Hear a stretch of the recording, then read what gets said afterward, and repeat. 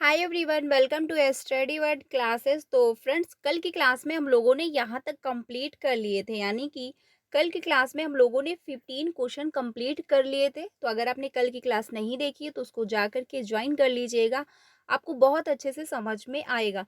ये जो है क्वेश्चन मैं डिस्कस कर रही हूँ, ये जो आपका एग्जाम 7 जुलाई को हुआ था उसका जो है एक सेट है पूरा, वो मैं डिस्कस कर रही हूँ।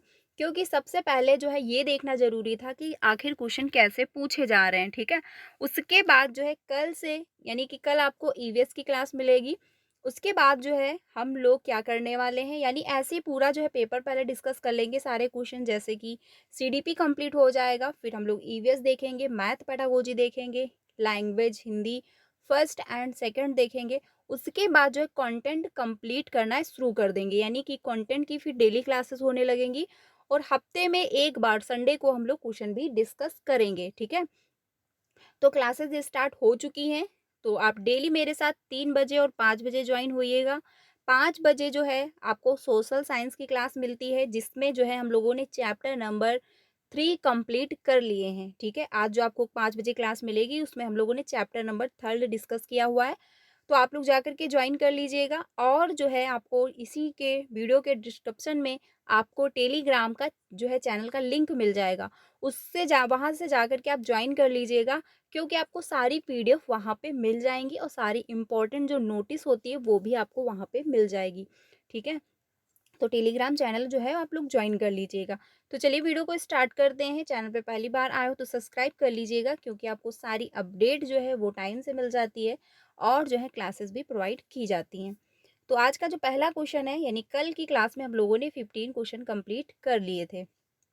तो आज का जो पहला क्वेश्चन है इसमें कहा गया है कि हैंज की दुविधा को पेश किए जाने पर जो है अरुणिमा तर्क देती है, क्योंकि हैंज की जो दुविधा थी, जो कोहलबर्ग की थ्योरी है नैतिक यानी मॉरल डेवलपमेंट, उसी से रिलेटेड उसी का जो है एक क्वेश्चन पूछा गया है कि हैंज की दुविधा, क्योंकि कोहलबर्ग की थ्योरी में यही है, मॉरल डेवलपमेंट पर आधारित है।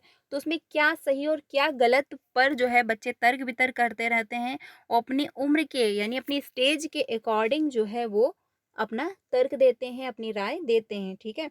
तो इसी पर जो है कोहलबर्ग की थ्योरी पूरी आधारित है। वो हम लोग जब सीडीपी की क्लासेस कंटेंट की क्लास कंटिन्यू करेंगे तो सारे टॉपिक, सारी जो थ्योरी है वो एक एक करके डिस्कस करने वाले हैं, ठीक है। तो तर्क देती है, कानून इन परिस्थितियों के लिए स्थापित नहीं किया गया था। इस स्थिति में जो है दवा लेना वास्तव में सही नहीं है, लेकिन यह उचित है, ठीक है। लॉरेंस कोहलबर्ग के सिद्धांत के अनुसार अरुणिमा नैतिक विकास की कौन सी अवस्था में है, क्योंकि हैंज की दुविधा का जो है, हैंज डिलेमा जो था उसमें क्या था, जो हैंज थे इनकी पत्नी थी वो बीमार थी, और दवा जो थी सिर्फ एक ही मेडिकल स्टोर पे उपलब्ध थी, ठीक है। और था क्या, शाम की बात थी, बहुत ज़्यादा बारिश थी, बाकी वो जो मतलब दवा थी वो कहीं भी और जो है मेडिकल पर उपलब्ध नहीं थी। ओनली जो एक ही मेडिकल स्टोर था जिस पर वो दवा मिल रही थी। अब जो शॉप वाले थे वो क्या कर रहे थे कि वो जो दवा थी वो 10 रुपए की 100 रुपए के दे रहे थे। और यानी कि जो 100 रुपए की थी 1000 की दे रहे थे, यानी 10 गुना जो है रेट बढ़ा करके वो दे रहे थे। अब हैंज के पास इतना तो पैसा नहीं था कि वो दवा जो है पे कर पाएँ। और जो मेडिकल स्टोर था, मेडिकल स्टोर के जो व्यक्ति थे वो क्या कर रहे थे, वो उस टाइम जो है लाभ लेना चाह रहे थे, तो वो दवाई का प्राइस 10 गुना बढ़ा करके दे रहे थे। हैंज जो है वो दुविधा में था कि वो क्या करता, या तो अपनी पत्नी को मरने दे, या फिर मेडिकल स्टोर से जाकर के दवाई जो है चुरा कर ले आए, या फिर जो है उधार ले ले। तो उधार जो है मेडिकल स्टोर वाला दे नहीं रहा था, ठीक है। तो हैंज जो है दुविधा में था, या तो अपनी पत्नी को मरने दे, या तो वो चोरी कर ले, या फिर जो है तो उसके पास यही रास्ते थे। तो बच्चों से पूछा गया कि हैंज ने जो है चोरी करके दवाई जो ली, अपनी पत्नी की जान बचाई, तो क्या उसने सही किया या गलत किया। तो इसमें जो है बच्चे हर स्टेज के अकॉर्डिंग अपना अपना तर्क दे रहे होते हैं। अब कुछ बच्चे कहते हैं नहीं, चोरी करना गलत है, क्योंकि चोरी करना तो पाप है, उसको सजा हो जाएगी। कुछ बच्चे कहेंगे कि नहीं, चोरी कर लेनी चाहिए चाहिए थी, क्योंकि मेडिकल वाला भी तो गलत कर रहा था। कुछ बच्चे ये कहेंगे कि चोरी कर लेनी चाहिए थी, उसके बाद जो है अपने आप को सरेंडर कर देना चाहिए था। कुछ बच्चे ये कहेंगे नहीं, चोरी नहीं करनी चाहिए थी, पत्नी को मर जाने देना चाहिए था। मतलब मर रही थी तो मर जाने देना चाहिए था, चोरी नहीं करनी चाहिए थी, क्योंकि किसी भी कंडीशन में चोरी करना गलत है। तो हर बच्चे अपनी स्टेज के अकॉर्डिंग जो है तर्क वितर्क दे रहे थे। और कोहलबर्ग ने जो है बच्चों को 3 स्टेजों में अपना जो है ये थ्योरी डिवाइड कर दिया है। कन्वेंशनल स्टेज, जो है post conventional stage, pre conventional stage, ठीक है? तो ये ध्यान रखना 3 स्टेजों में इन्होंने डिवाइड किया है। तो जो है कौन से ऐसे मनोवैज्ञानिक हैं जिन्होंने बच्चे का डेवलपमेंट स्टेजों में डिवाइड किया है? तो जीन पियाजे हैं और कोहलबर्ग हैं। एक ये भी क्वेश्चन बन जाता है, हो सकता कभी पूछ लिया जाए, ठीक है? तो ध्यान रखिएगा। तो इसमें आंसर जो है कौन-सा हो जाएगा? मैंने आपको बहुत शॉर्ट तरीके से जो है ये थ्योरी के बारे में डिस्कस किया हुआ है। बहुत जो है मिनिमम टॉपिक मतलब मिनिमम पॉइंट में जब हम लोग थ्योरी डिस्कस करेंगे तो बहुत डिटेल में चीज़ों को समझेंगे। तो पहला ऑप्शन है यांत्रिक उद्देश्य व जो है विनिमय, या फिर सामाजिक सरोकार और विवेक, या फिर नैतिकता का जो है विरोधाभास, व्यक्तिगत जो है अधिकार व लोकतांत्रिकता, या फिर दंड की ओर उन्मुखीकरण और आज्ञाकारिता स्वीकृत कानून। तो क्वेश्चन जो था आपका 16, इसका आंसर थर्ड ऑप्शन सही हो जाएगा। मैं जो आंसर आपको बताऊंगी ऑफिशियल आंसर की से बताऊंगी, क्योंकि आप सभी जानते हैं कि सीटेट 7 जुलाई को जो एग्जाम हुआ था उसकी आंसर की आ चुकी है, ठीक है? तो इसका आंसर जो होगा वो थर्ड ऑप्शन सही हो जाएगा। अगले क्वेश्चन पे चलते हैं। अगला है क्वेश्चन नंबर 17। 17 में बात कही जा रही है कि गणित में अपने जो है खराब अंकों के बारे में बात करते हुए अभी कहता है कि मुझे अंकों की समझ नहीं है। अभी अपने प्रदर्शन का जो है कारण किसको ठहरा रहा है? यानी कि जो अभी है वो खुद कहता है कि मुझे जो है अंकों की समझ नहीं थी। तो किसको जो है प्रदर्शन का कारण किसको ठहरा रहा है? योग्यता यानी कि लैक ऑफ एबिलिटी है, या फिर जो है लक को, किस्मत को जो है दोष दे रहा है, या फिर कठिन जो है कार्य को दे रहा है, यानी कि और साथ में जो है कोशिश की कमी। तो किसको जो है वो दोष दे रहा है? तो क्वेश्चन नंबर 17 का फर्स्ट ऑप्शन सही हो जाएगा, क्योंकि योग्यता की कमी है। यानी उसने कहा मुझे अंकों की समझ नहीं है, यानी कि योग्यता की कमी रह गई, इस वजह से जो है उसके नंबर अच्छे नहीं आ पाए। आंसर हो जाएगा फर्स्ट ऑप्शन। एक ऐसा भी क्वेश्चन पूछ लेता है, ठीक है? तो ध्यान रखिएगा। अगले क्वेश्चन पे चलते हैं 18 पे। क्वेश्चन नंबर 18 है, आदर्शन और रीजन का क्वेश्चन दिया गया है। इसमें कहा गया जब कुछ बच्चे 12 महीने की उम्र में जो है बड़बड़ाना यानी कि बबलिंग करना स्टार्ट कर देते हैं, और जो है 2 शब्दों का वाक्य बोलना शुरू कर देते हैं, जैसे कि मामा, पापा, ठीक है? ऐसे वर्ड बोलना शुरू कर देते हैं।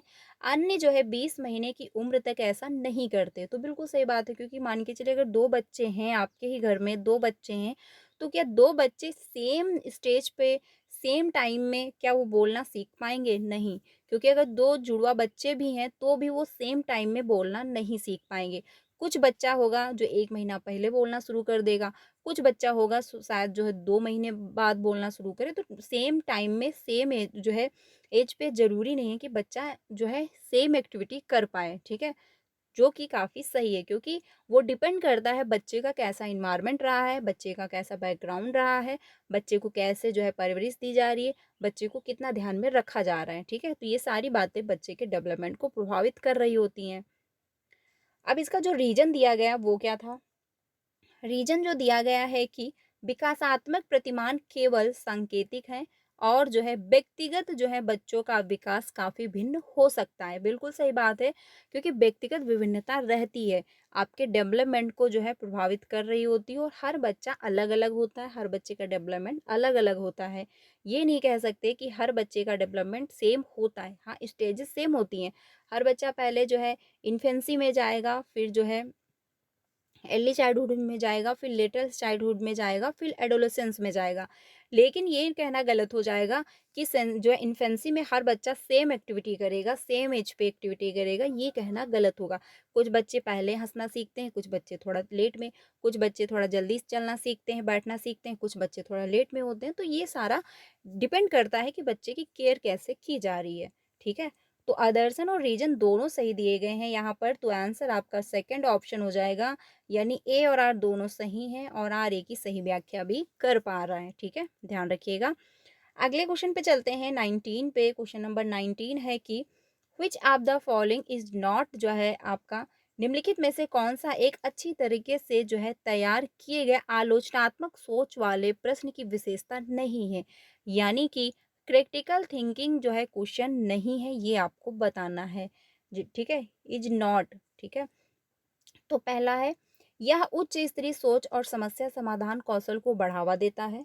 या फिर जो है, तो आंसर कौन-सा क्वेश्चन को ध्यान से देखिएगा, लिखा है नहीं, यानी इज़ नॉट, यानी कि आपसे आपसे जो है नेगेटिव पूछा है, तो पहला तो ऑप्शन जो है सही है, क्योंकि क्रिटिकल थिंकिंग से जो है समस्या समाधान यानी कि प्रॉब्लम सॉल्विंग जो है स्किल बेहतर हो रही होती है, जो कि सही है। लेकिन हमको क्या है, नेगेटिव आंसर देना है। यह जो है खुला प्रश्न है और कई स्तरों की प्रस्तुत करने की अनुमति देता है। बिल्कुल सही बात है, क्योंकि ओपन एंडेड क्वेश्चन इसमें पूछे जाते हैं, तभी जाके क्रिटिकल थिंकिंग डेवलप होती है, ये बात भी सही है। अगला है, यह मुख्य रूप से तथ्यात्मक जानकारी पर आधारित है, जो कि कहना गलत हो जाएगा, क्योंकि मुख्य रूप से तथ्यात्मक जानकारी पर आधारित नहीं होता है। क्योंकि जो है तथ्यात्मक जानकारी क्या होता है, इसका फिक्स एक आंसर होता है, और अगर जिसका फिक्स एक आंसर है, उसमें क्रिटिकल थिंकिंग डेवलप नहीं हो सकती। तो यही आपका आंसर सही हो जाएगा, यानी कि क्वेश्चन नंबर 19 का जो है थर्ड ऑप्शन सही हो जाएगा, क्योंकि निगेटिव पूछा हुआ था, कौन सी विशेषता नहीं है, ठीक है, क्रिटिकल थिंकिंग की। तो आंसर जो होगा वो थर्ड ऑप्शन आपका सही हो जाएगा। अगले क्वेश्चन पे चलते हैं, 20 पे। क्वेश्चन नंबर है 20। इसमें बात कही गई है कि शिक्षकों को बच्चों के साथ काम करते समय लगातार अपने स्वयं के दृष्टिकोण और पूर्वाग्रहों की जांच करनी चाहिए, जो कि काफी सही है, क्योंकि एटलीस्ट जो है ये भी पता चले कि कहीं टीचर तो ही नहीं पूर्वाग्रहों से ग्रसित है, यानी उसमें तो ही नहीं स्टीरियोटाइप बना हुआ है। ठीक है, तो टाइम टू टाइम जांच होती होती रहनी चाहिए, बिल्कुल सही बात है। अब अगला जो है इसका क्वेश्चन कि समस्या समाधान की प्रक्रिया कार्यात्मक स्थिरता से जो है बाधित है, तो ये कहना जो है क्या सही होगा कि जो है कि समस्या समाधान की प्रक्रिया जो है कार्यात्मक स्थिरता से बाधित है। तो देखिए ये बात भी सही है, लेकिन क्या है, ये दोनों एक दूसरे के लिए सही नहीं है। अब कुछ लोग समझेंगे कि कार्यात्मक स्थिरता से बाधित है तो ये नेगेटिव हो जाएगा, जी नहीं, ये पॉजिटिव है। लेकिन क्या है, ये दोनों एक दूसरे के लिए सही नहीं ठहराए जा रहे हैं। तो आपकी जो ऑफिशियल आंसर की में आंसर जो माना गया है वो थर्ड ऑप्शन है। ठीक है, आंसर जो है वो थर्ड ऑप्शन है, यानी ए और आर दोनों सही हैं, लेकिन क्या है, ए आर की सही व्याख्या नहीं कर पा रहा है, क्योंकि यहाँ पर टीचर से रिलेटेड बात हो रही है और यहाँ पर प्रॉब्लम सॉल्विंग से बात हो रही है। ठीक है, इसलिए क्या है, आंसर जो होगा वो थर्ड ऑप्शन सही हो जाएगा। नेक्स्ट क्वेश्चन पे चलते हैं, 21 पे। क्वेश्चन नंबर 21 है कि विविध सांस्कृतिक पृष्ठभूमि से छात्रों की जरूरतों को पूरा करने के लिए कक्षा शिक्षक को सांस्कृतिक रूप से उत्तरदायी होना चाहिए। बिल्कुल सही बात है, क्योंकि विभिन्न प्रकार के बच्चे होते हैं क्लासरूम में, और हर बच्चे की जो है अपना अलग कल्चर होता है, हर बच्चे का अपना एक बैकग्राउंड होता है, जो कि हमको ध्यान में रखना चाहिए। बिल्कुल सही बात है। अब रीजन जो दिया गया, कक्षा में समता केवल मानकीकृत पाठ्यचर्या का जो है आकलन के द्वारा सुनिश्चित की जा सकती है, यानी कि इक्विटी की बात यहाँ पर की जा रही है, जो कि गलत हो जाएगा, क्योंकि बात यहाँ पर हो गई मानकीकृत पाठ्यचर्या की, यानी सभी के लिए आप एक जैसा रूल फॉलो नहीं कर सकते।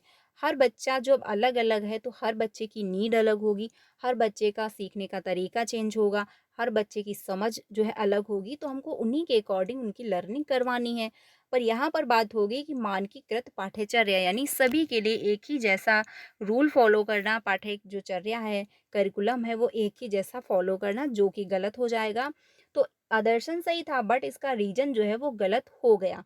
तो आंसर जो हो जाएगा क्वेश्चन नंबर 21 का, आपका 4 ऑप्शन सही होगा, यानी कि ए तो सही था, बट लेकिन क्या है, आर जो है वो गलत हो जाएगा। आंसर होगा 4 ऑप्शन। अगले क्वेश्चन पे चलते हैं, 22 पे। 22 है हार्वर्ड गार्डनर से लिया गया है क्वेश्चन।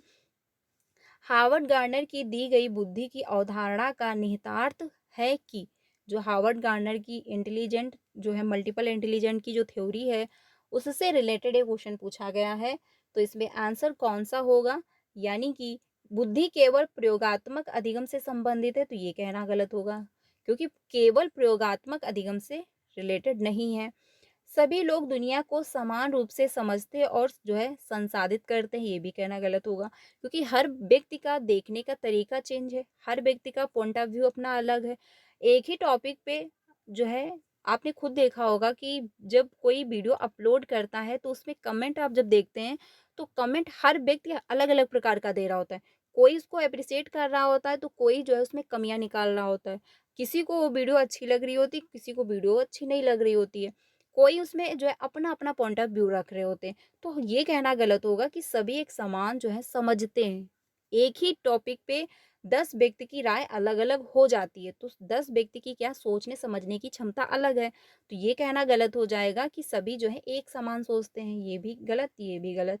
अलग-अलग आयामों में लोग जो हैं, लोगों की अलग-अलग योग्यताएँ होती हैं, बिल्कुल सही बात है क्योंकि हार्वर्ड गार्नर यही कहते हैं कि हर व्यक्ति अलग है, हर व्यक्ति की सोचने समझने की क्षमता अलग है, हर व्यक्ति का इंटरेस्ट अलग है। मान के चलिए क्लासरूम में 30 बच्चे अगर बैठे हुए हैं, तो 30 बच्चों का इंटरेस्ट 30 प्रकार का होगा। किसी को म्यूज़िक में इंटरेस्ट आ रहा होगा, तो किसी को डांसिंग में इंटरेस्ट आ रहा होगा, कोई नेता बनना चाह रहा होगा, तो कोई डॉक्टर बनना चाह रहा होगा, ठीक है? कोई जो कुछ भी करना नहीं चाह रहा होगा, तो हर बच्चे का इंटरेस्ट जो है अपना अलग-अलग होगा, ठीक है? तो आंसर जो होगा वो आपका थर्ड ऑप्शन सही हो जाएगा क्योंकि हार्वर्ड गार्डनर ने जो है अलग-अलग प्रकार की बुद्धि बताई है और इन्होंने अपनी थ्योरी में जो है 8 प्रकार की बुद्धि बताई है, जो कि आपको 8 प्रकार की बुद्धि पढ़ लेनी है। आपके जो है एग्ज़ाम में सिर्फ़ 8 प्रकार की बुद्धि ही पूछी जाती है, ठीक है? क्योंकि सीटेट में हार्वर्ड गार्डनर की थ्योरी ही वेरीफ़ाई करता है और एनसीईआरटी में जो है 8 प्रकार की ही बुद्धि गिवन है। तो इसमें आंसर जो होगा वो थर्ड ऑप्शन हो जाएगा। अगले क्वेश्चन पे चलते हैं 23 पे। 23 है निम्नलिखित में से कौन सी सार्थक सीखने के लिए एक प्रभावी स्मृति तकनीकी नहीं है? नेगेटिव पूछा है यानी is not on effective memory. तो इसमें पहला है विस्तृत जो है दोहराव या फिर रटने व दोहराव या फिर यानी रोट मेमोराइजेशन होना चाहिए या फिर जो है इसमें होगा स्मृति सहायक विधियां यानी मेमोरीज या फिर संकल्पना जो है चित्रण। तो आंसर आपका होगा थर्ड ऑप्शन क्योंकि बात यहाँ पर हुई है प्रभावी स्मृति तकनीकी नहीं है। तो आंसर जो होगा स्मृति सहायक विधियां, ठीक है? सॉरी सॉरी, आंसर इसमें आपका हो जाएगा सेकंड ऑप्शन रटने व दोहराओ। इसके लिए माफ कर दीजिएगा, आंसर होगा आपका सेकंड ऑप्शन यानी रटने व दोहराओ, ठीक है? यही जो है नहीं होगा क्योंकि नेगेटिव पूछा है, नेगेटिव का नेगेटिव आंसर हो जाएगा। आप जब रटोगे, आप जब रिपीट करोगे बार-बार तो वो मेमोरी में चीज़ें बैठेंगी नहीं क्योंकि आप रट रहे हो, ठीक है? आंसर जो होगा वो आपका सेकंड ऑप्शन सही हो जाएगा। 24 पे चलते हैं। क्वेश्चन नंबर 24 है कि निम्नलिखित में से जो है अवधारणा के निरूपण का कौन सा क्रम बच्चों की संज्ञानात्मक क्षमताओं के उत्तरोत्तर विकास के अनुसार है? तो इसका आंसर जो होगा वो सेकंड ऑप्शन आपका सही हो जाएगा, क्रिया आधारित, छवि आधारित, संकेत आधारित, ठीक है? तो आंसर होगा आपका सेकंड ऑप्शन सही हो जाएगा। हम लोग हफ्ते में जो है कंटेंट डिस्कस करेंगे, उसके बाद जो है संडे को लाइव जो है टेस्ट होगा, तो आप लोग ज्वाइन होइएगा। बाकी आप लोग कमेंट में बताइएगा कि जो मैं इस बार प्लान कर रही हूँ क्या ये आप लोगों को हेल्प करेगा या नहीं करेगा, क्योंकि इस बार मेरा ये प्लान है कि हफ्ते में पूरा दिन मतलब पूरे वीक हम लोग जो है कंटेंट डिस्कस करेंगे। जैसे कि आपका पेपर 2 हो गया एसएसटी, वो आपको चैप्टर वाइज क्लासेस मिलेंगी। फिर संडे को हम लोग जो है पीवाईक्यू क्वेश्चन करेंगे। इससे क्या होगा, टेस्ट होगा, आपका समझ में आएगा कि आपकी तैयारी कितनी बेहतर हो रही है। ऐसे ही हम लोग जो है पेपर 1 एंड पेपर 2 सीडीपी में भी करने वाले हैं। तो आप लोग कमेंट में बताइएगा क्या ये प्रोसेस सही है? तो हम लोग वीक में जो है डेली कंटेंट करेंगे और संडे को हम लोग टेस्ट लेंगे, ठीक है? लाइव टेस्ट होगा तो आप लोग ज्वाइन होइएगा। तो आप लोग कमेंट में बताइएगा कि क्या ये सही है, मुझे ऐसा करना चाहिए या नहीं? तो इसमें आंसर जो है वो सेकंड ऑप्शन सही हो जाएगा क्योंकि आप लोग जैसे प्लान करोगे हम लोग वैसे ही जो है इस बार करने वाले हैं। क्योंकि क्या है, इस बार सीटेट जो है क्वालिफाई करना है किसी भी कंडीशन में, ठीक है? आंसर हो जाएगा आपका सेकंड ऑप्शन। अगले क्वेश्चन पे चलते हैं 25 पे। 25 है कि अदर्शन और रीजन का क्वेश्चन फिर से दिया गया है। शिक्षकों को कक्षा में प्रश्न पूछने पर ध्यान देना चाहिए और निर्देश देने के बजाय उन्हें प्रश्न पूछने के लिए प्रोत्साहित करना चाहिए, ठीक है? जो कि क्या है, सही हो जाएगा क्योंकि भाई क्या है, बच्चों को प्रश्न पूछने पर जो है ध्यान देना चाहिए और साथ ही निर्देश देने के बजाय प्रश्न पूछने के लिए प्रोत्साहित करो। आप उनको निर्देश मत दो, आप उनको जो है ऑर्डर मत करो। आप उनको क्या है, ये करो कि हाँ, बच्चे प्रश्न पूछने के लिए एक्टिव हों, बच्चे जो है प्रश्न पूछें, जो कि सही है। रीजन जो दिया गया, बाल केंद्रित शिक्षा शास्त्र का अर्थ है कि कक्षा में बच्चों की आवाज़ को महत्व देना और जो है उनकी प्रतिभागिता को सुनिश्चित करना, ठीक है? तो आंसर जो है ये भी आपका सही हो जाएगा। आदर्शन भी सही है क्योंकि बाल केंद्रित शिक्षा यानी कि चाइल्ड सेंटर एजुकेशन में क्या होता है, बच्चा ही सेंटर में रहता है, बच्चे के अकॉर्डिंग सारी एक्टिविटी क्लासरूम की और स्कूल की प्लान की जा रही होती है, जो कि सही है, यानी अदर्शन भी सही है और रीजन भी सही दिया गया है। तो आंसर हो जाएगा क्वेश्चन नंबर 25 का सेकंड ऑप्शन, यानी कि ए और आर दोनों सही हैं और आर ए की सही व्याख्या भी कर पा रहा है। ठीक है, अगले क्वेश्चन पे चलते हैं 26 पे। 26 है, जागृति को पता चल गया कि उसका जो है कुत्ता रस्टी एक गोल्डन रिट्रीवर है। जब वह एक और कुत्ते को देखती है जो रिस्टी जैसा दिखता है लेकिन एक अलग जो है नस्ल का है, तो वह उसे भी जो है कुत्ता ही समझती है। जीन पियाजे के संज्ञानात्मक विकास के सिद्धांत के अनुसार यह किस जो है अवधारणा को प्रदर्शित कर रहा है? तो समायोजन हो जाएगा या फिर अहम केंद्रता है, यानी कि ईगोसेंट्रिज्म की यहाँ पर बात नहीं हो रही, क्योंकि बच्चा आप सिर्फ अपने पर्सपेक्टिव को नहीं समझ पा रहा है, नहीं मतलब यहाँ पर बात कर रहा है। कन्वन मतलब कंजर्वेशन ये भी नहीं होगा, क्योंकि संरक्षण की भी यहाँ पर बात नहीं हो रही, बच्चा कुछ चीज़ें सीक्वेंस में नहीं लगा रहा। वस्तु स्थायित्व यानी ऑब्जेक्ट परमानेंस, यहाँ पर इसकी भी बात नहीं हो रही है, क्योंकि बच्चा जो है कहाँ पे है, प्री ऑपरेशनल स्टेज पर है। ठीक है, तो आंसर होगा आपका फर्स्ट ऑप्शन, यानी बच्चे में क्या है, एसिमिलेशन है, क्योंकि बच्चे ने कुछ चेंज नहीं किया, बच्चे ने बस जो देखा वो अपने दिमाग में फीड कर लिया। ठीक है, तो क्या हुआ, समायोजन कर लिया बच्चे ने, उसी में ऐड कर लिया, यानी कि असिमिलेशन हो जाएगा। लेकिन अगर यहीं पे बच्चा चेंज करता, ठीक है, तो क्या हो जाता, एकोमोडेशन हो जाता। ठीक है, उसने थोड़ा चेंज करके फिर ऐड किया तो एकोमोडेशन हो जाता, और बच्चे ने कुछ चेंज नहीं किया, सीधे उसमें ऐड कर लिया, क्योंकि उसने देखा तो उसको लगा ये भी एक कुत्ता है। ठीक है, तो उसने क्या है, उसने उसी में ऐड कर लिया, यानी कि बच्चे ने क्या कर लिया, एसिमिलेशन कर लिया है, समायोजन कर लिया है। आंसर हो जाएगा आपका फर्स्ट ऑप्शन। ठीक है, आगे को चलते हैं अगले क्वेश्चन पे। अगला है क्वेश्चन नंबर कौन सा था, 26। अब हम लोग चलते हैं 27 पे। 27 है कि इससे बच्चे जो हैं जिन्होंने बहुत कम उम्र से गंभीर सामाजिक अभाव का अनुभव किया है, आमतौर पर उनके विकास में देरी का जो है बाधा उत्पन्न होती है और पुनर्वास के बावजूद विकास के कुछ क्षेत्रों में सुधार अधीनस्थ होने की संभावना है। यह अवधि जो है जिसमें विकास पर्यावरणीय समर्थन से जो है महत्वपूर्ण रूप से प्रभावी होता है, डैश डैश कहलाती है। तो इसमें आंसर हो जाएगा क्वेश्चन नंबर 27 का फर्स्ट ऑप्शन, संवेदनशील अवधि है। ठीक है, आंसर जो होगा वो आपका फर्स्ट ऑप्शन सही हो जाएगा। नेक्स्ट क्वेश्चन पे चलते हैं 28 पे। 28 है कि दोहराव व बारंबार किए जाने वाला व्यवहार किसकी विशिष्ट पहचान है, यानी कि बच्चा रिपीट करता है बार बार, तो कौन सा इसमें ऑप्शन सही हो जाएगा क्वेश्चन नंबर 28 का, यानी कि बच्चे में क्या है, स्वालीन क्रम विकार है। बच्चा जो है एक चीज को बार बार से रिपीट करेगा, तो क्या है, स्वालीन क्रम विकार हो जाएगा। ठीक है, यानी वो हर चीज को जो है बार बार रिपीट करने की कोशिश करेगा, उसके इन्वायरमेंट में या फिर जहाँ भी वो रह रहा है उसके आसपास कोई भी अगर थोड़ा सा भी परिवर्तन हुआ तो डिस्टर्ब हो जाता है, यानी वो चीज़ों को बहुत ज़्यादा चेंज नहीं कर पा रहा होता है। तो आंसर जो होगा वो सेकंड ऑप्शन सही हो जाएगा। अगले क्वेश्चन पे चलते हैं। अगला है क्वेश्चन नंबर 29। 29 है, निम्नलिखित में से कौन सा जो है निरंतर और व्यापक मूल्यांकन का जो है समर्थन करेगा? तो आंसर जो होगा पहला है मानकीकृत बुद्धि परीक्षण, या फिर जो होगा सर्वश्रेष्ठ कार्य पोर्टफोलियो। तो इसमें आंसर जो होगा आपका थर्ड ऑप्शन सही हो जाएगा, वृद्धि और अधिगम प्रगति पोर्टफोलियो। ठीक है, आंसर जो होगा वो क्या है, थर्ड ऑप्शन होगा, क्योंकि व्यापक मूल्यांकन का समर्थन करेगा, तो जो पोर्टफोलियो है, क्योंकि वही जो है व्यापक जो है मूल्यांकन का समर्थन करेगा, पोर्टफोलियो के माध्यम से बच्चे की सारी एक्टिविटी का पता चल पा रहा होता है। तो आंसर जो होगा वो थर्ड ऑप्शन सही हो जाएगा। नेक्स्ट क्वेश्चन पे चलते हैं। अगला है क्वेश्चन नंबर लास्ट है ये 30। सामाजिक रचनावादियों के अनुसार अधिगम की प्रक्रिया के बारे में निम्नलिखित में से कौन सा कथन सही है? तो ये आपको बताना था कि कौन सा जो है कथन सही है। सामाजिक रचनावादियों के अनुसार पूछा गया था अधिगम की प्रक्रिया के बारे में, यानी कि लर्निंग के बारे में पूछा गया था। तो पहला है अधिगम अर्थ निर्माण की एक सामाजिक प्रक्रिया है, या फिर अधिगम एक व्यक्तिवादी प्रक्रिया है जो जो है अलगाव, मतलब जो है अलगाव में होता है, तो ये कहना गलत होगा। क्या लर्निंग आपकी अकेले हो सकती है?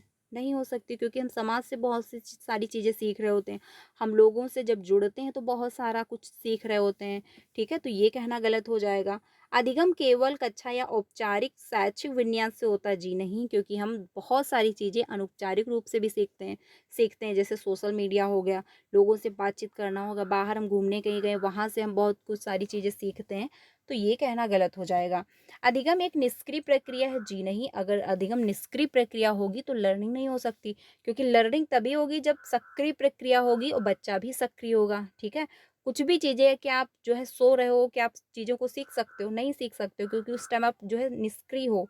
सक्रिय होगे, आप सीख लोगे, बच्चा सक्रिय होगा, उसकी लर्निंग बेहतर हो जाएगी। तो ये कहना गलत होगा, आंसर होगा आपका फर्स्ट ऑप्शन, क्योंकि अधिगम अर्थ निर्माण की एक सामाजिक प्रक्रिया है। बिल्कुल सही बात है, क्योंकि लर्निंग कहाँ है? समाज में होती है। ये तो नहीं लर्निंग जाके आप जंगल में कर लोगे, ऐसा पॉसिबल है? नहीं है। कि आप जंगल में चले जाओ, कोई भी रिसोर्स लेके मत जाइए कि ना तो मोबाइल है, ना बुक है, कुछ भी आपको नहीं ले जाना, तो क्या जंगल में आपकी लर्निंग हो जाएगी? नहीं हो सकती। लर्निंग कहाँ होगी? समाज में होगी। आपको सारे रिसोर्स मिलने चाहिए, लोगों से आप कनेक्ट होगे, बातचीत करोगे, लोगों के पॉइंट ऑफ व्यू समझोगे, एक अपनी समझ बनाओगे, आपकी लर्निंग बेहतर हो पाएगी। तो आंसर जो होगा वो फर्स्ट ऑप्शन आपका सही हो जाएगा। तो फ्रेंड्स, आज हम लोगों ने 15 क्वेश्चन कंप्लीट किए। कमेंट में बताइएगा आपका स्कोर कितना हुआ। ऐसे ही हम लोग सारा पेपर डिस्कस कर लेंगे, बस जो है कंटेंट की क्लासेस स्टार्ट हो जाएंगी। तो डेली ज्वाइन होइएगा 3 बजे, क्योंकि ये भी काफ़ी इंपॉर्टेंट है, ठीक है? ये इसलिए इम्पॉर्टेंट है, मैं इसलिए पहले ही पेपर इसलिए डिस्कस कर रही हूँ, रीज़न ये है कि आपको पहले से आइडिया हो जाए कि हमको कैसे प्रिपरेशन करनी है, कैसे क्वेश्चन पूछे जा रहे हैं। जो फर्स्ट टाइम सीटेट का एग्ज़ाम देने वाले हैं, उनके लिए भी काफ़ी इंपॉर्टेंट है, उनके लिए तो वेरी वेरी इंपॉर्टेंट है कि एटलीस्ट उनको पहले ये पता चल जाए कि हाँ, सीटेट में क्वेश्चन कैसे पूछे जाते हैं, कैसे जो है पेपर का पैटर्न कैसा है, ठीक है? तो ये सारा कुछ आपको मैं इसीलिए पहले डिस्कस कर रही हूँ। फिर जो है हम कंटेंट की क्लासेस स्टार्ट कर देंगे, और संडे को हम लोग जो है लाइव मॉक टेस्ट भी किया करेंगे, जिससे जो है आपको काफ़ी हेल्प मिलेगी। मॉक टेस्ट जो होगा वो, आप मॉक टेस्ट ये मत समझिएगा कि कहीं से भी मैं क्वेश्चन डिस्कस कर लूँगी, जी नहीं, सारे प्रीवियस के ही क्वेश्चन होंगे, क्योंकि यहाँ से आपको कंटेंट मिलेगा और जो है प्रीवियस के क्वेश्चन की प्रैक्टिस होगी। बस 2 काम करने हैं, क्योंकि 2 ही काम करने से सीटेट क्वालीफाई होगा, बाकी तीसरा काम कोई नहीं करना है। आप लोगों को करना क्या है, कंटेंट जो मैं डिस्कस करूँगी उसकी नोट्स ज़रूर बना लेनी है, ठीक है? तो फ्रेंड्स, टेलीग्राम चैनल के साथ ज्वाइन हो जाइएगा, जिससे आपको सारी इंपॉर्टेंट पीडीएफ वहाँ पे मिल जाएँ। तो वीडियो अच्छी लगी तो लाइक कर दीजिएगा, बाकी अपने सारे फ्रेंड को शेयर कर दीजिएगा। क्लासेस स्टार्ट हो चुकी हैं 3 बजे और 5 बजे, तो आप लोग डेली मेरे साथ ज्वाइन हो सकते हैं। चैनल पे पहली बार आया तो सब्सक्राइब कर लीजिएगा, क्योंकि आपको सारी अपडेट जो है वो टाइम से मिल जाती है।